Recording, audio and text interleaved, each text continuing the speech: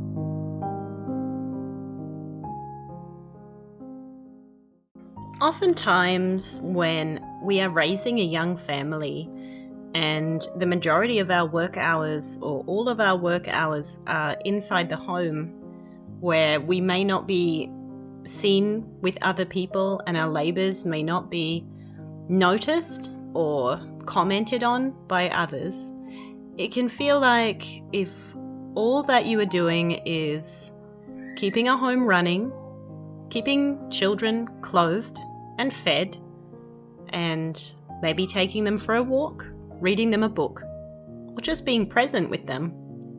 If that's all that you achieve in a day, there seems to be this internal pressure amongst mums that maybe that's not enough. And, it really is.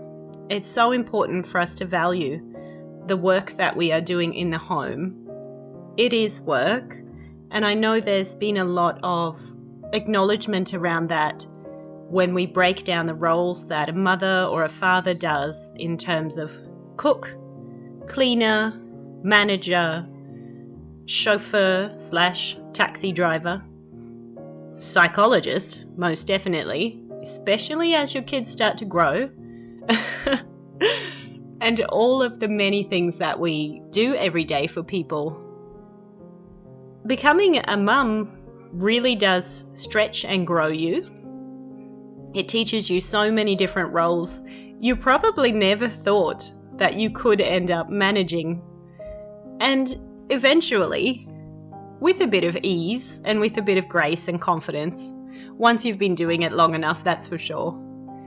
And I often think that one of the wonderful things about having a large family has been for me that I have gotten better at it.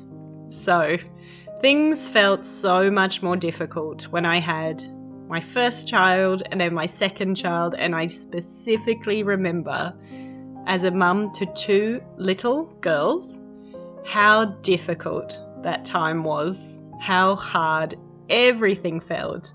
And now that I'm looking back at it with 15 years of parenting experience, nearly 15 years, I realized that it was because it was all so new and because I was being stretched and growing in huge ways that I didn't anticipate, I didn't have training for, I didn't really have much support with at the time. I had a group of women friends, but we were all really figuring it out together. And that is a difficult place to be in for anybody in any job, in any role. And mothering is just so unique. And being a dad as well, I'm sure. I just don't have as much experience with that role. But we really do have to realize that it's not nothing, what we're going through and what we're doing and what we're giving every day. It changes you, and that's as it should be, in my experience. Now, in my family, we never waste a chicken bone, especially high quality chicken. If I can get organic chicken, or of course, if we are processing our own chooks at home, I am going to gather up those bones. Don't mind my dirty cooktop here. This was right after cooking that big lunch for everybody, and I tend to only get to that at the end of the day or even the beginning of the next day or whenever I can. There's so many things to juggle. Not everything is always able to be done. But I will gather up those bones and pop them into the pot with onion and carrot, and then it's nice to be able to go out to the garden and just gather handfuls of herbs. A herb garden cannot be underestimated. It's something that I'm starting to realize I really do want to invest in is herbs. Herbs make meat and vegetable and egg dishes just elevated. They're so versatile and they have really subtle health benefits. I know that a lot of natural-minded and herbalist herbalist-minded people who study herbs really understand and appreciate the power of them and how they can affect human health. So they are a wonderful thing to have in the garden, and I also find them quite easy and hardy and something that the slugs and the bugs that you all know that I have in my garden seem to pass up and just wander by. So that always makes things much easier. Now, this chicken broth has only been simmering for, well, the space between lunch and dinner, maybe 3 hours or so. And I can use it already for a very simple, nourishing meal that really hits the spot for my youngers. Now, this is our version of 2-minute noodles. So I like to keep noodles stocked up in the pantry. There is a lovely brand at the supermarket that we enjoy. And if I have this broth, you can see there's the thyme is floating around in there. That's just all the lovely flavor. You can see how rich that broth is after just a few hours. I'm going to get that on a good simmer.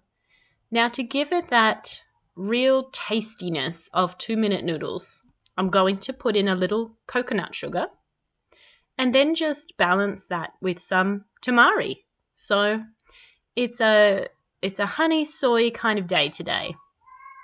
Then all I have to do is put a package of noodles into this broth, and I'm going to cook the noodles directly in that broth.